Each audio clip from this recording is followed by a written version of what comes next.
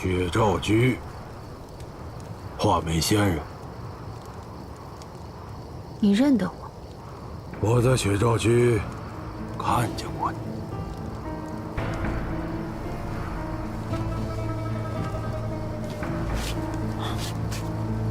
你个蠢货！二位，请随我来。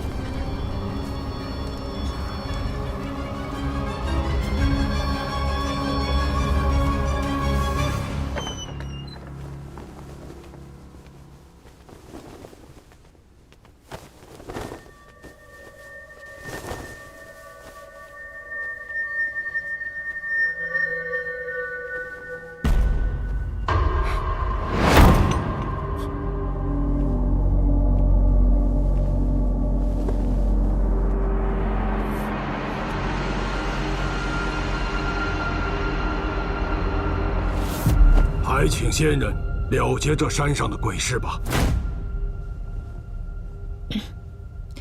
你是说钟馗背鬼吧？我既然来了，就没有袖手旁观的道理。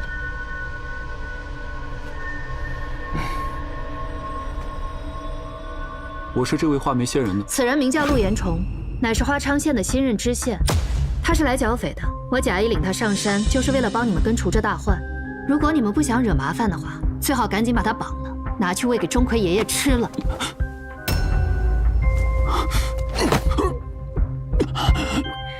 大人，您口蜜腹剑，心怀叵测，屡次暗算我，不会以为我真就这么算了吧？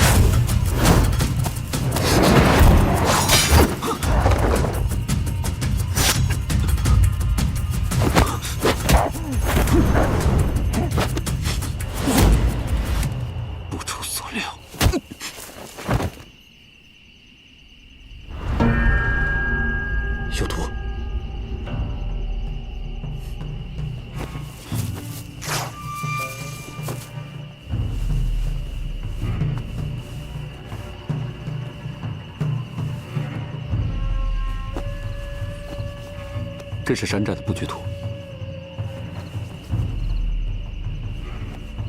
你身手不差，所以才敢独自上山，并不是我们想的那般贪功，或者勾结匪类。哪怕是我，就算跟了上来，也无法将这么复杂的山寨情况记得如此清楚明白。请江县尉速速下山，带人前来剿灭匪徒。爪上似乎有毒。我有一枚牛黄丸，先尊服下吧。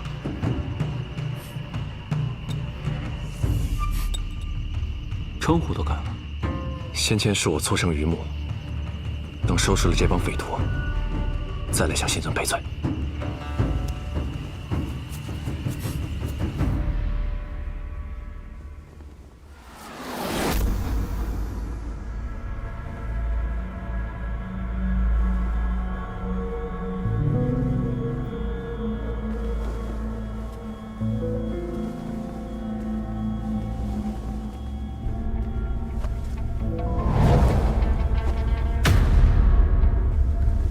黄阿根之灵位。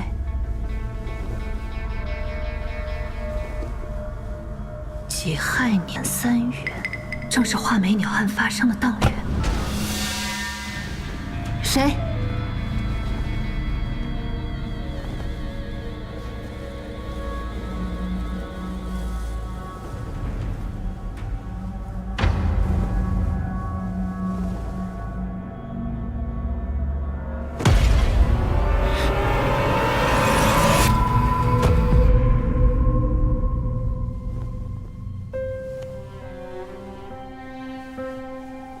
我很好奇，这世上还有什么东西能吓着你？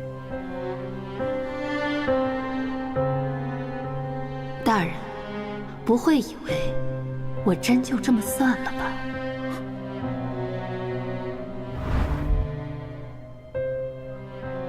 说起来，江县尉是我的属性，如今你们却愈发默契。我倒希望昨日江县尉没能及时赶到，好让你死在钟馗手下。这么狠吗？我有宿疾，每日昏时需以古法施针。昨日你绑了我，害我错过时辰，差点死在脚腕。我不知道。对你不知道，你若真对我有恶意，我活不到现在。但让我对你放下戒心，我做不到。你绑我出城，我利用你上山，两相扯平。等下山之后，我二人最好是泾渭分明，从此互不相干。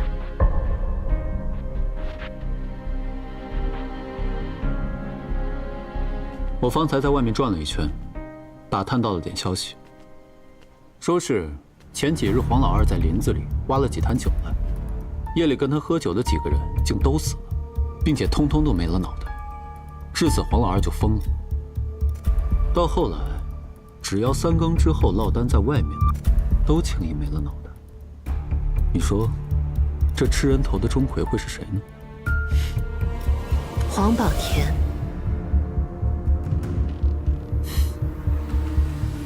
我猜你一定有很多话想问他，所以我特地把他捉来，也算是对昨日鲁莽的赔礼吧。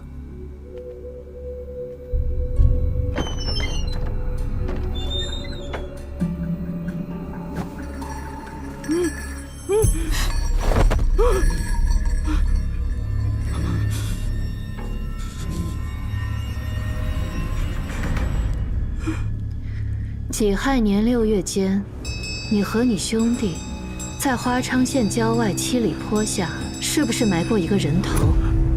人头，7里坡，对，7里坡。那个人头是谁的？爹突然死了，俺就下了头。你们为什么要往那个人头上做李吉的印章？人如飞，日不知，东朝西，东朝西。有人给了钱，有很多钱，有人拿了头。他现在疯得太厉害，根本问不出什么来。要想要切实的证据，还去制服他那迷信的阿兄。人头！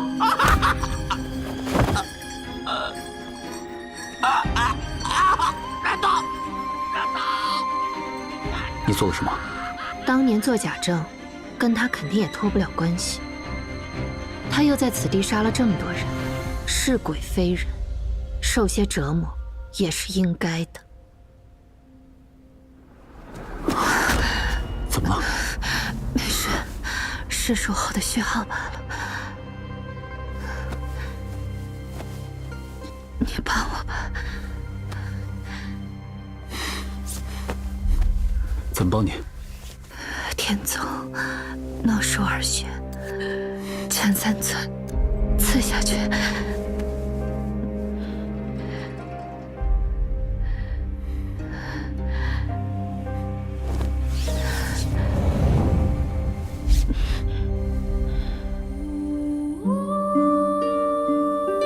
你就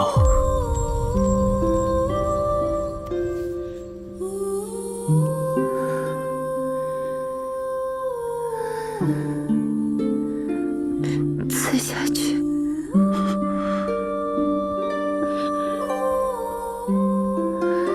再用点力。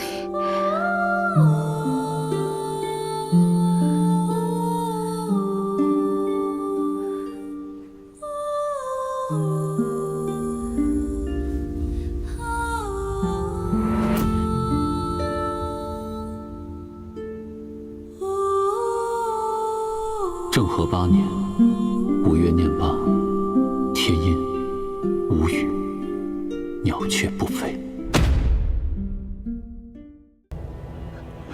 看来钟馗将那个县令吃的连骨头都不剩了。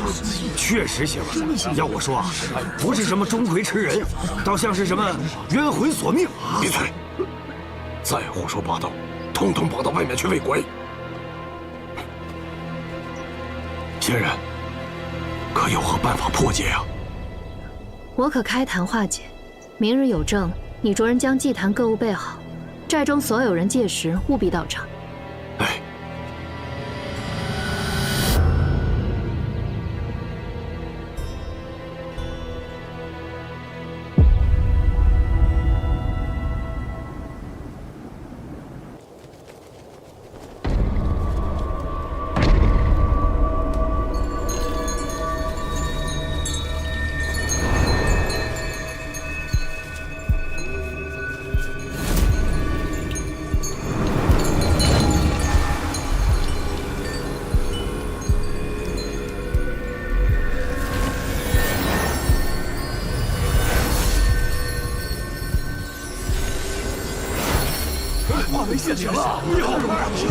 湛然常驻，无有去来。一知时故，二知魔故，三除相故，四分别空。此为清心符水，你们分别饮下，当能驱除邪魔，叫他不再来犯。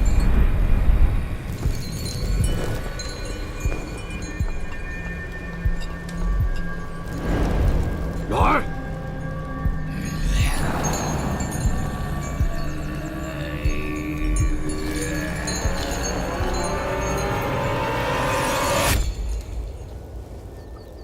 不能啊！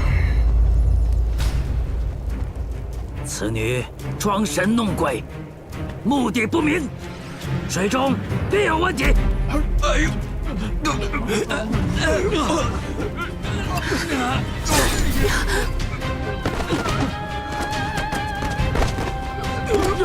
大哥，将这妖女抓起来！大哥！幸得二寨主控制局面，我有一个交易，不知二寨主是否愿意赏光？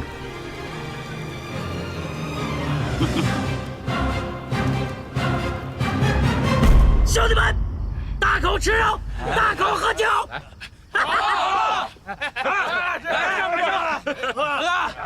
来，黄寨主，恭喜啊！来，这华昌县的税银啊，官路上押送的各色官饷、时间、行程，我知道的最是清楚。届时如何销账分账，我们从长计议便是。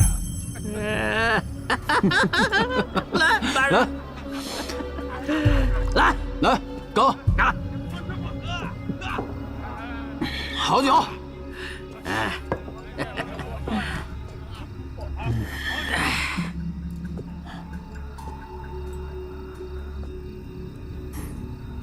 怎么看不上我？总有一天你会知道，这世上只有懂得逐利，知道如何为自己谋划的人，才是真英雄。你还是太天真了，不杀你就是好人。吃个教训，以后对敌我要手软。这妖女目的不纯，但如今犯不上什么大风了。陆大人若感兴趣，不如收作美妾，带回去，如怕惹人闲言。你大可养在山寨里呀！妙姐，多谢皇兄，此女甚得我心，杀了可惜啊！哎，皇兄，哎，啊！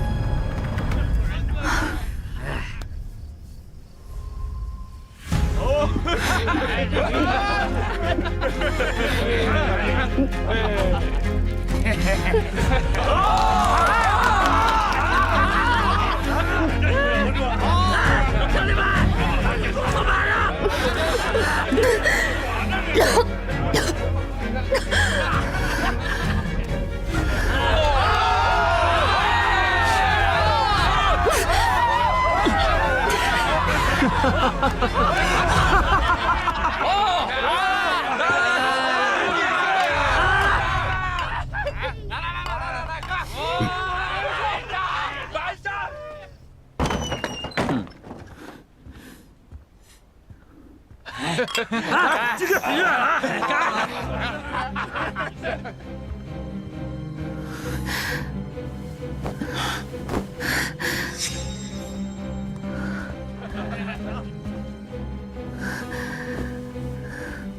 你会不会？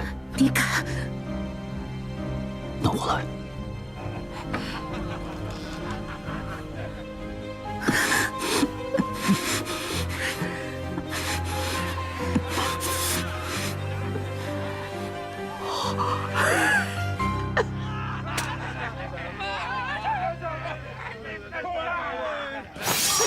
都给我拿下！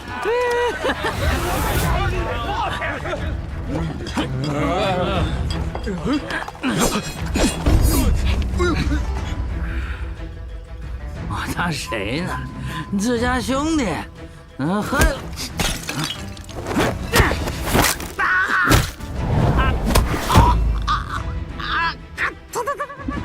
这些人押回衙门。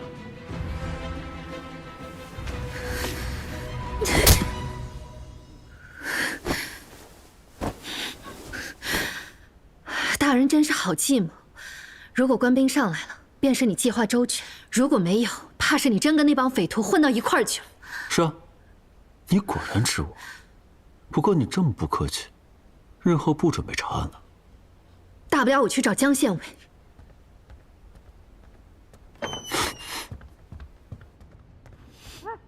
这不是搞错了呀！哎，你们家天孙大人都在楼上啊！少废话，押走。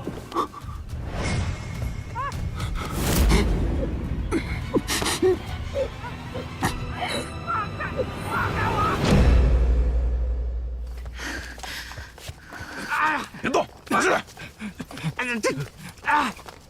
走走，放开我！老实点。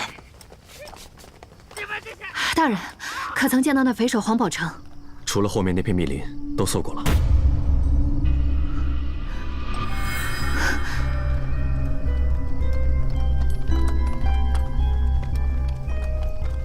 你这个人很有意思，瞧着唯利是图，但又口是心非。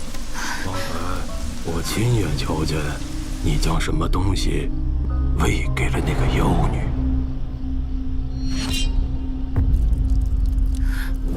不关你的事。老田的绣甲上常年带毒，你跟那个妖女一看就是中了毒的。你舍命都要给她喂解药，但她半分都没领情。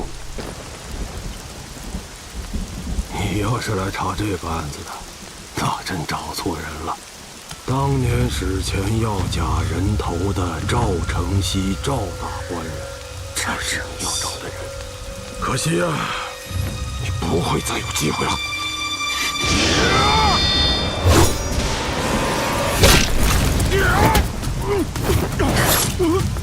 你去死吧！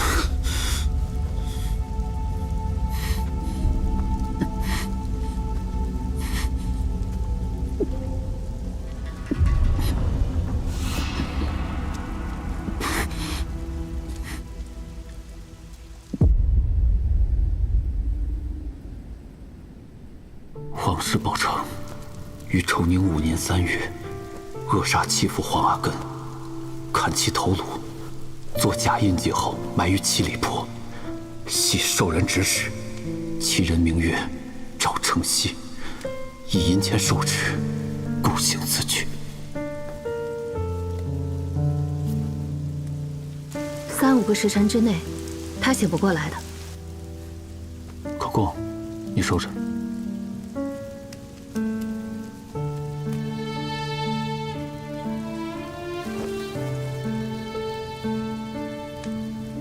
你刚才为什么不出来？你明明看见我朝你摆手，是不要命了吗？看到了，但命是我的。是，你最不必听我的。强相位比我好1万倍，你听他的就行。现在好了，我们被困在山底下，恐怕得等雨停了才能上去。你跟那个妖女一看就是中了毒的，你舍命都要给她喂解药，但她半分都没领情。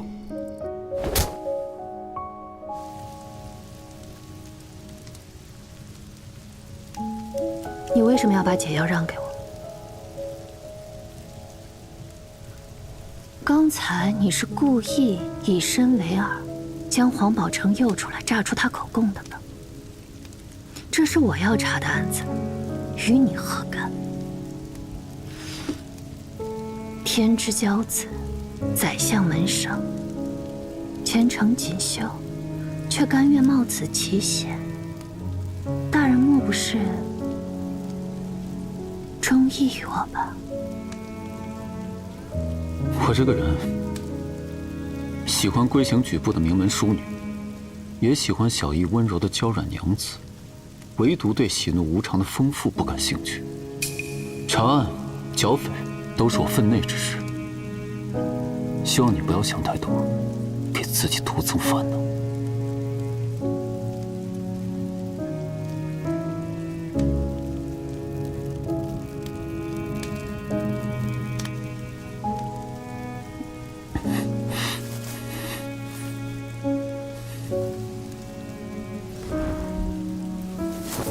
还有，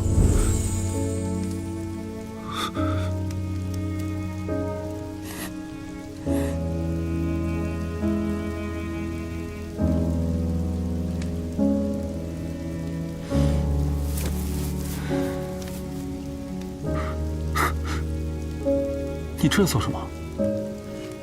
试试你方才说的是真话还是假话？结论呢？呼吸如常，心跳如常，是真话，很好。从哪儿学来的阿萨办法？你可别出去找别人使。休息。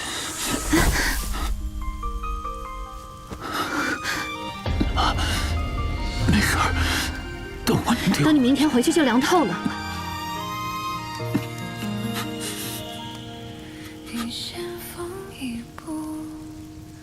我身上能用的只剩这个，1刻钟内会引起一些瑕疵与晕染，同时也能将毒随汗排出。你撑伞过江河，却无人来扶，这风雪千山不迷途。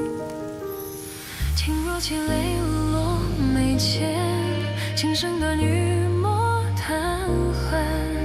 若未相逢，何来执念？别再相见。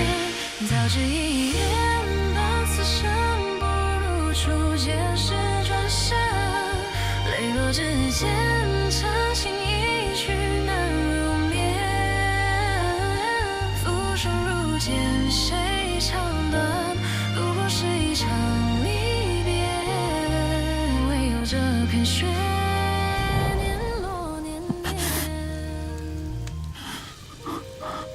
不许看我，躺好。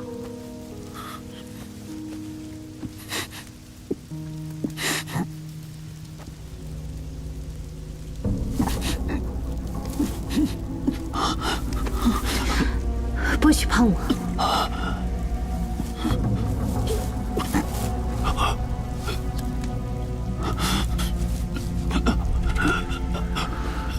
这混凝香叫人燥热发寒，随性而为，怎能如今不见效？我需要你此刻随心而行。你现在有什么想做的事吗？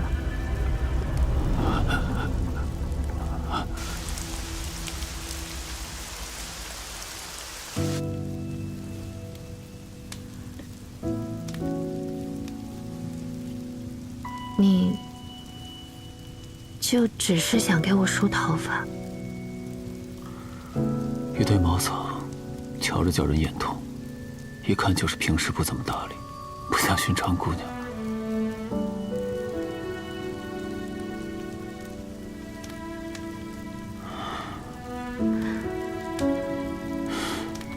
你本该像他们那样。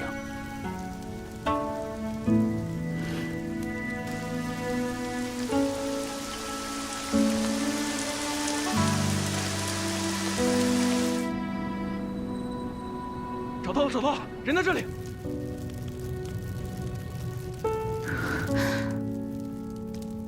快叫马车上来，陆大人受了重伤。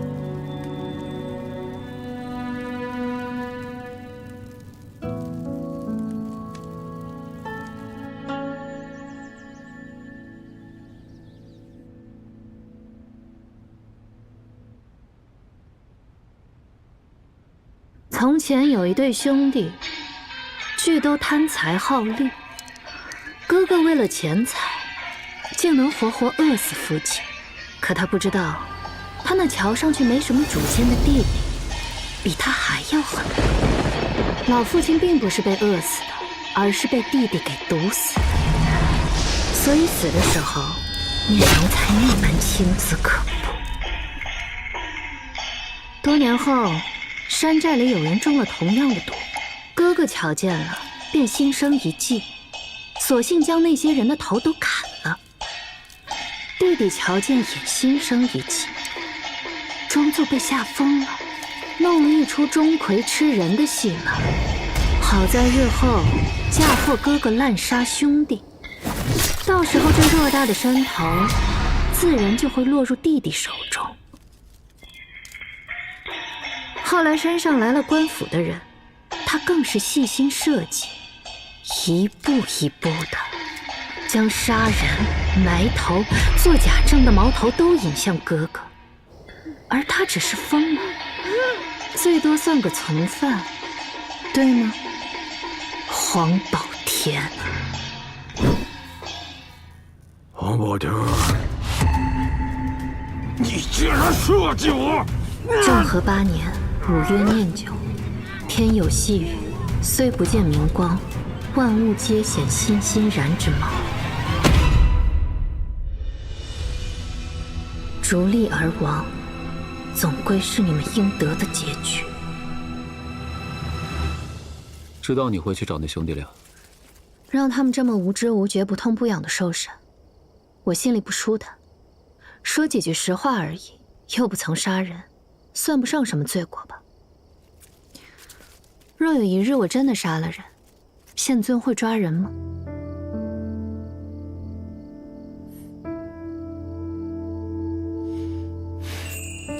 去哪儿？找江大人，让他帮我查一查赵承熙。大人，切古之恨，您大约一生从未体会过，自然也不知我为何拼上性命都要争一个真相。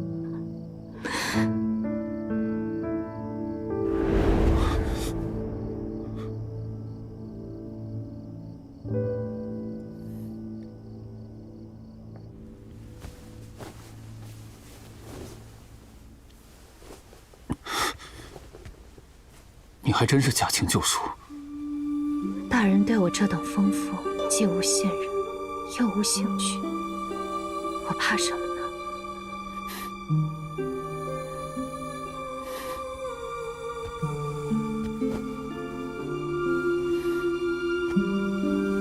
你这症状，你身边的丫头也不知道吗？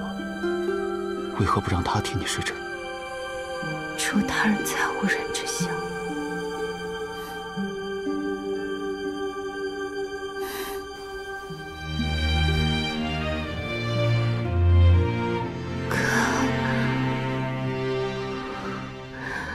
铁骨之恨，其实我也是有的。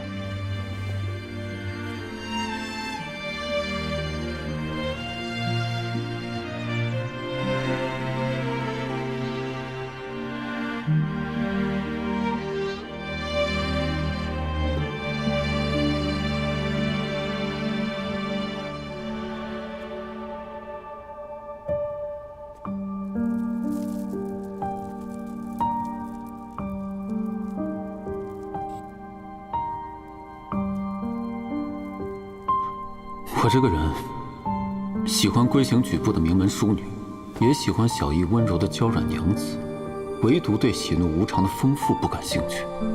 查案、剿匪都是我分内之事，希望你不要想太多，给自己徒增烦恼。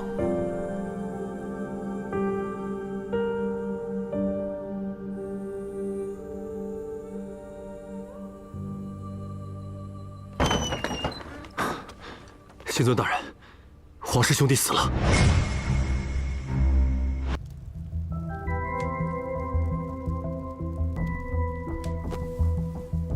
昨夜子正都是被掐死的。两个人互相掐死，听起来有些匪夷所思。俗世3000，多的是你不知道的人和事，懂得量力而为，才能活得长久。整理一下，稍后派回义庄。若说两兄弟内讧，我信；但若真是起了争执争吵，怎么可能完全不发出半点声音？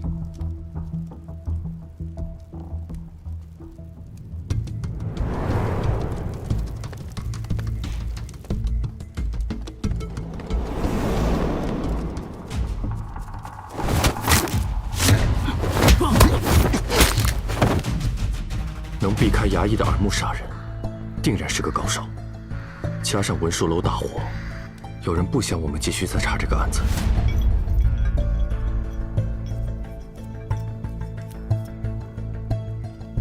大人，有人送来了这个请帖。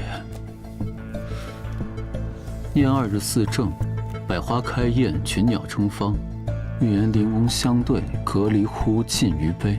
城外罗敷庄，蓬门且扫叛军来临。赵承熙，当年史前要假人头的赵承熙，赵大官人，才是你要找的人。你终于要露面了。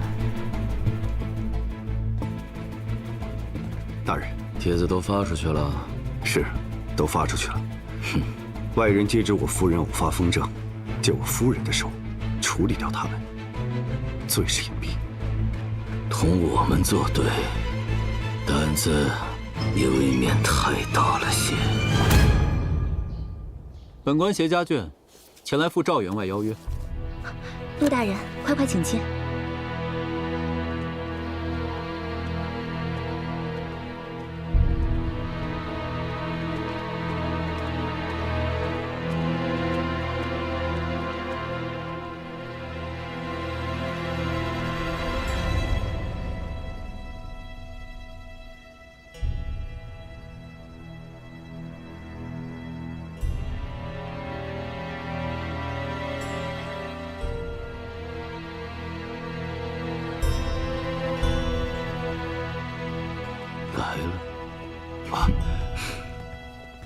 陆大人拨冗前来，蓬荜生辉呀！口唇内侧紫斑，此人好似身中剧毒。赵员外，哦，这位是州府衙门的翟大人。认得的，追思大人，花昌县的前任县令。赵员外面子挺大呀。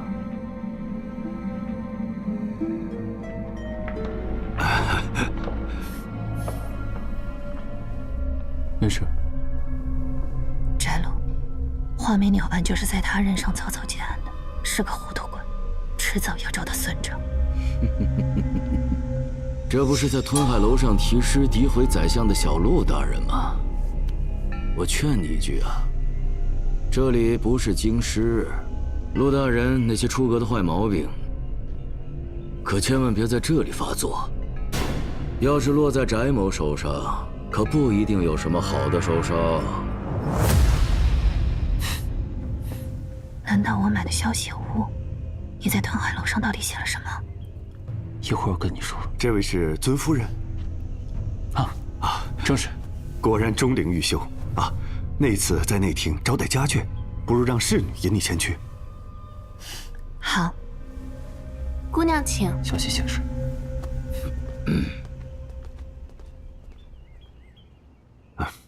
陆大人，请。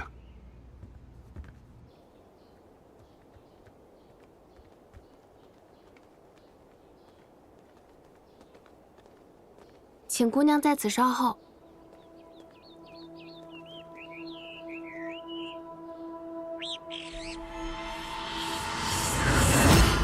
莫非白，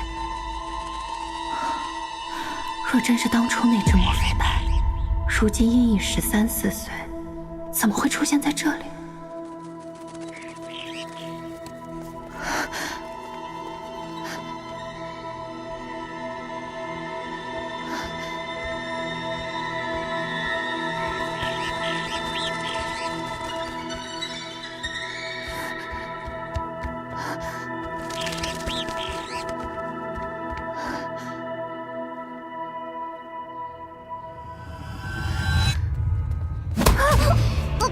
终于来了，你真该死！赵夫人，姑娘，夫人，姑娘，夫人放开我家姑娘！你个疯女人，放开！放开！冷静，放开！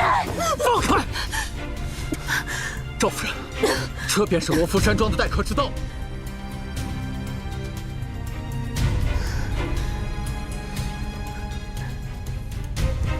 你给我滚！滚！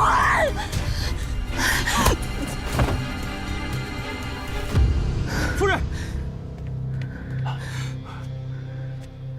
我闻听夫人与李姑娘貌似言语间起了些龃龉。龃龉？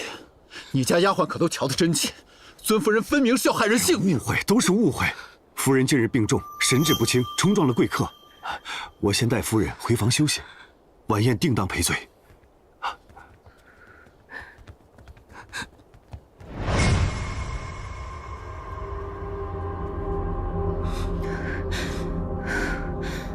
怎么样，疼吗？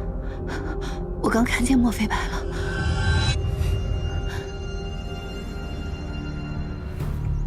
如今形势有些复杂。赵承熙，江户府人士，画眉案案发时，他在北方做贩身的生意，没想到他就是买通黄氏兄弟做假人头的人。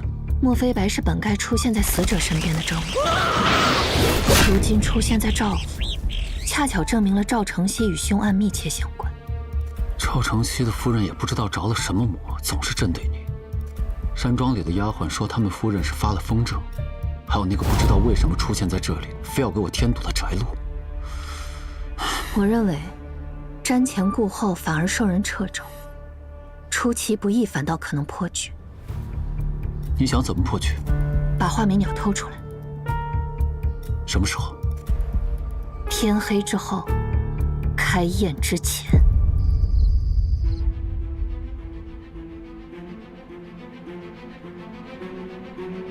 戌时2刻开宴，我们约莫还有2个钟的时间。野心和会议学过我的腹语之术，就留在屋中，以防外面的人起疑。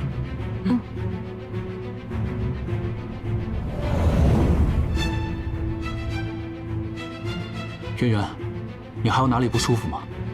你在此处陪着我，便没有不舒服了。白天是不是吓坏了？再喝些茶压压惊。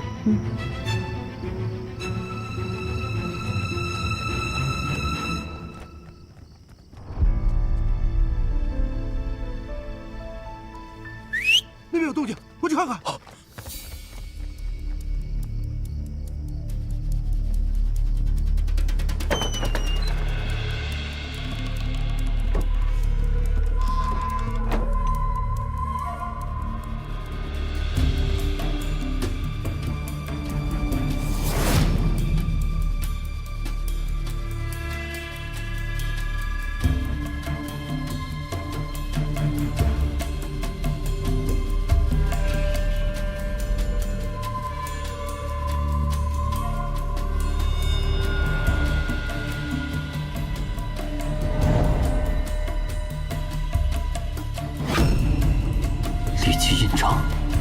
敢在这里？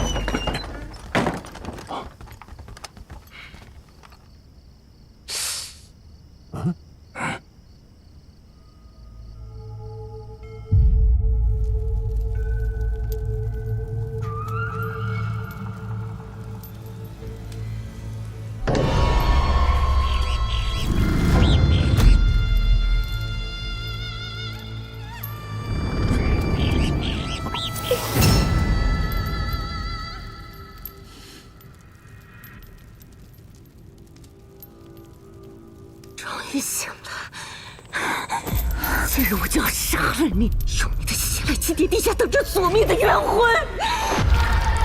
一人先去黄泉路，上这人间毒饮杯。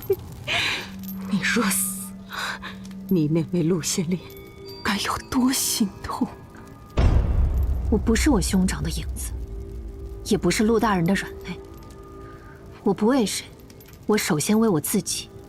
为我这13年走过的血路，为我这13年受过的苦难，难道你不是吗，沈夫人？我在小楼里翻到过一本《春石记》，角落有一个锦字，像是落款。当年轰动一时的画眉鸟案死者沈秀，其妻姓商，归名便是一个锦字，好巧，是不是？这真是当初的那只画眉啊，只不过是鸟市上找来的相似的罢了。如今既然有人对这只画眉鸟感兴趣，必然与当年的旧案脱不了关系。你夫人下得去手吗？要是出了差错，你当知道会有什么后果？是。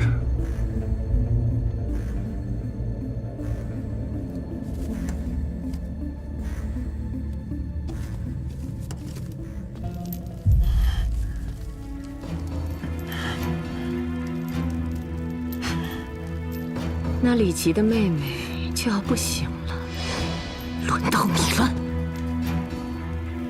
你知道他的真实身份，是你的夫君赵承熙引你来杀他的。若是你夫君骗你，可怎么办？我夫君怎么可能骗我？当初是我染疫卧床不起，都是他衣不解带，日日夜夜的照顾我，他怎么可能骗我？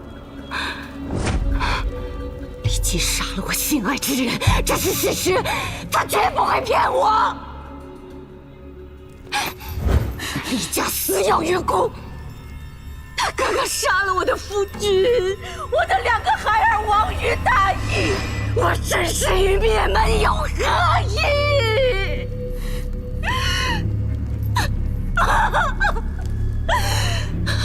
你当着我的面说你恨他，恨他是个杀人犯的妹妹，你要抛弃他，他会孤独悲惨死去。我说不说这样的话，你都没打算让我活着离开。既然都是要死，我偏不说。张琴，我要被小人蒙蔽利用。有意思。口头上说几句软话多容易啊，但你为什么就是不肯呢？你为什么就是不肯？因为他根本不是你所想的那样。他即使蒙冤受屈，仍拼上性命争一个真相。纵便起身，也如飘絮浮萍，家破人亡，无所依仗，却仍愿收养旁人的孩儿。他是你这种不分青红皂白、心思报复的人永远不可能理解的。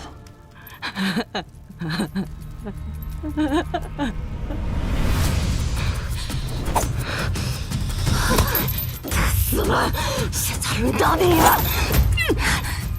谁生谁死，还轮不到你来做决定。就一起死吧！没动静了。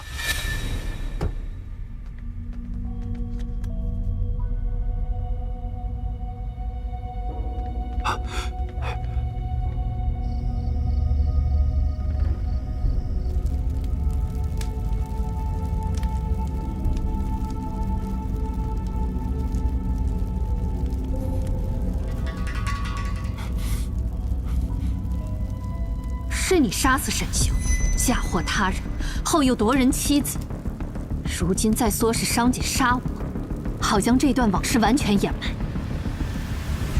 你有证据吗？你为了引我们上钩，叫商姐将此物放在墨菲白笼子侧旁，再涂上使人麻痹的毒液。当初那人头上作假的印记，便是李杰的印章所致。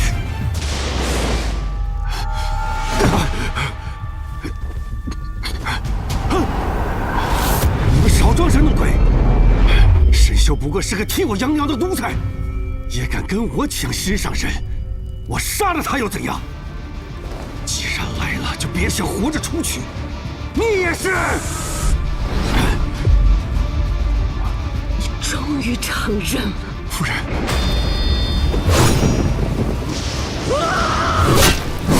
13年前，就是你杀的他。夫人，这么多年来我对你，你亲我爱我，但凡我的要求你无不满足，可只是因为这样你就觉得我一定会信你所说的话，替你去杀人？你不会觉得自己太过于天真了吗？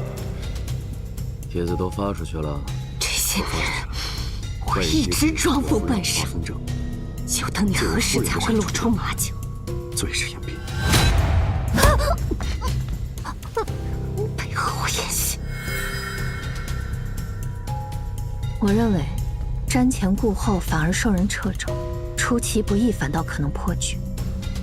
你想怎么破局？商姐，我要被小人蒙蔽利用。当然，可将瑶儿配合我。他死了，现在轮到你了。你大约也不知道自己早已被你所爱之人投毒多年，体内毒素累积，命不长久了吧？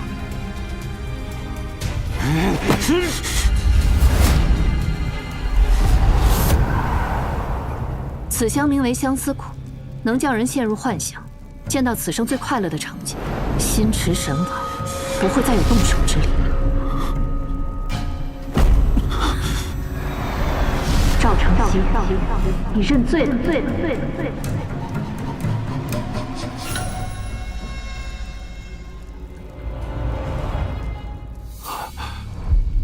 阿锦，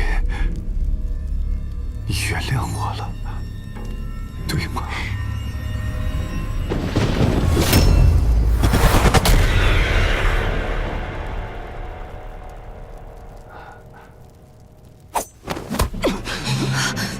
你以为我忘了？我只是在等着你死。政和8年6月初1，晴有风来，恩仇俱灭，有花摧折。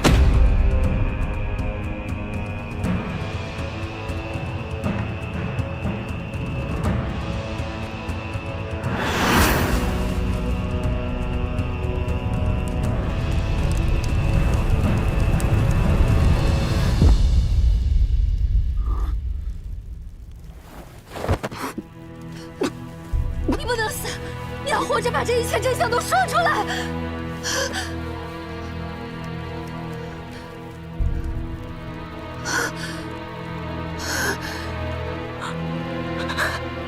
你为什么？为什么？一个杀人凶手当年没有审明，难道觉得10几年后就可以吗？我只信我自己，只有手刃了他，我才可以放心的去死。死了，你死了吧！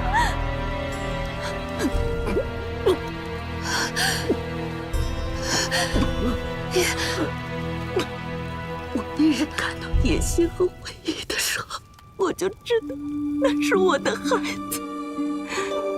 母亲的直觉真可怕，是不是？谢谢你替我照顾着他们，你把他们照顾得很好，他们看人的眼神仍旧澄澈天真。我的时间不多了，还有件事。这莫非白就是当年阿雄豢养的那一只，希望过后他自己又飞了回来。我骗赵晨曦是从鸟市上买来的。这个，拿着我的帕子，只要你拿着帕子，他就会跟你走。在这世间做人死一生呐。如今要去寻那条绝境管道，望你能再往下走一走。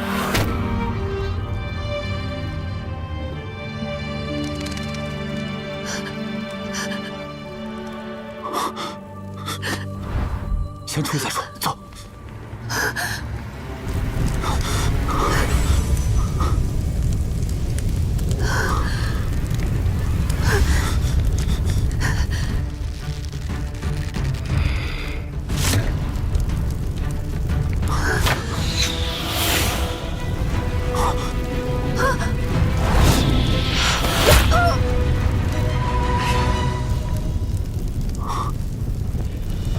玉石与水，这人身处高位，却必将拉你沉于泥淖，你难道不怕吗？如果报仇的代价只是一条性命，那我已经占足了便宜，又何来惧怕二字？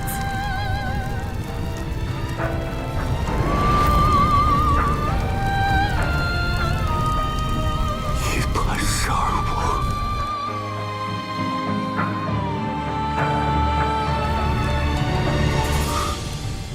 十郎乃我命中避不过的劫数。昨日你绑了我，害我错过时辰，差点死在脚腕。你绑我出城，我利用你上山，两相扯平。等下山之后，我二人最好是泾渭分明，从此互不相干。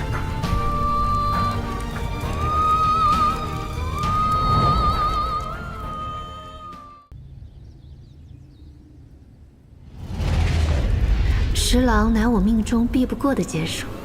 昨日你绑了我，害我错过时辰，差点死在脚腕。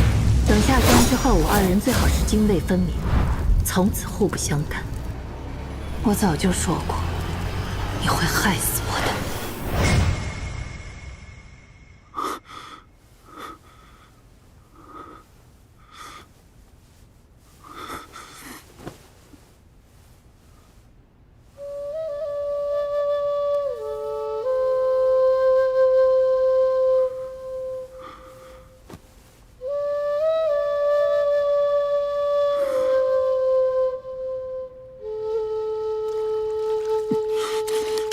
幸好这姑娘机敏，拿手抓剑卸去了大半的力道，死不了的。你猜是谁要杀你？翟路，这赵胜熙不是祸首，他背后还有人。这案子只怕比我们想象中更加的复杂。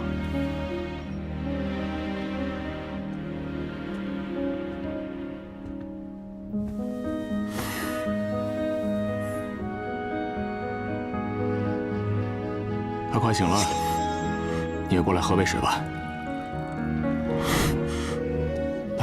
跑那么快做甚？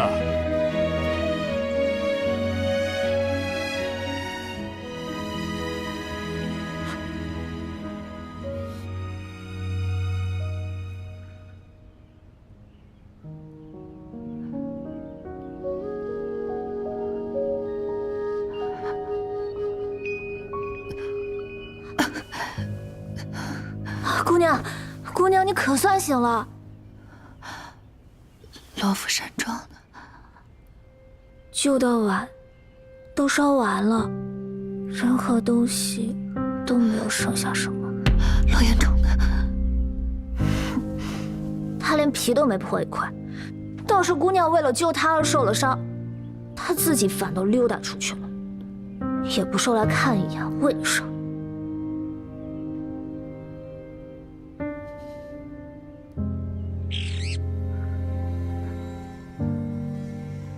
哎，这鸟还怪有灵性的，我们回来，它也跟着飞回来了。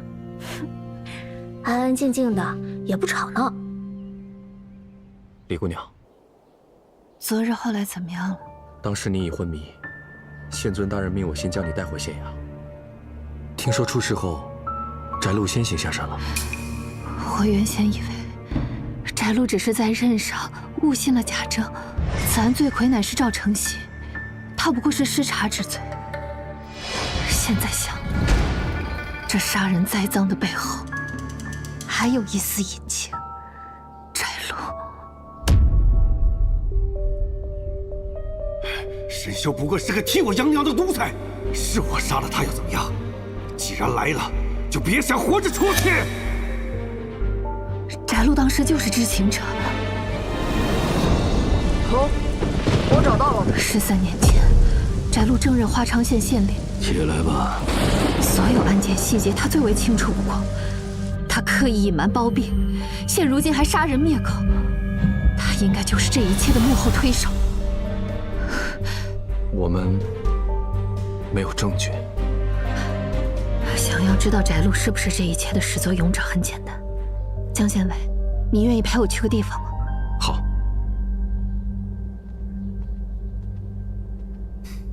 等一下。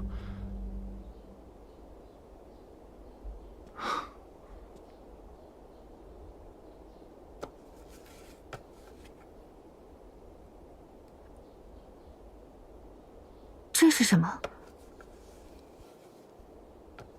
路边见到，随便买的。我原以为你是冷眼旁观之人，与这世道同流合污。可如今我才知道，你是个敢为之人，我敬你，也仰慕你。若命运宽容，我多想你不必如此伶仃。此香名为相思苦，能叫人陷入幻想，见到此生最快乐的场景，心驰神往，不会再有动手之力。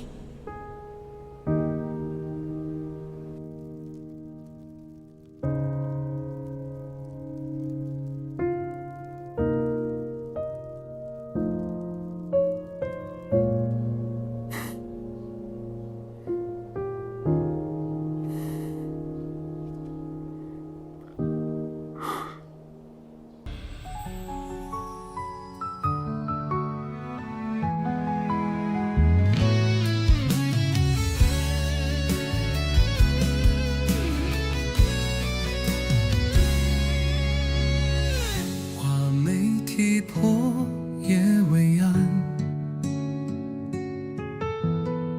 雪溅出了阴雨凉。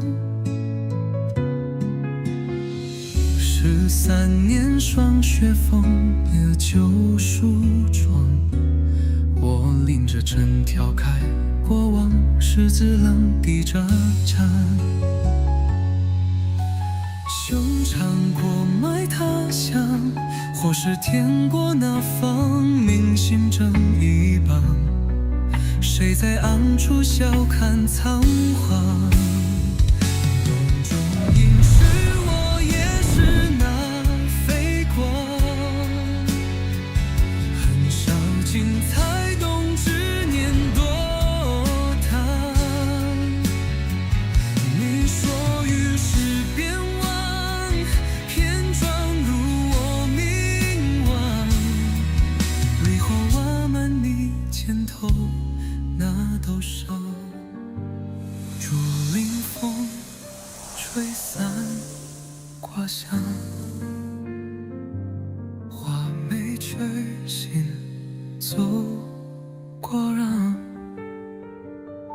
我站在烟火尽头梦，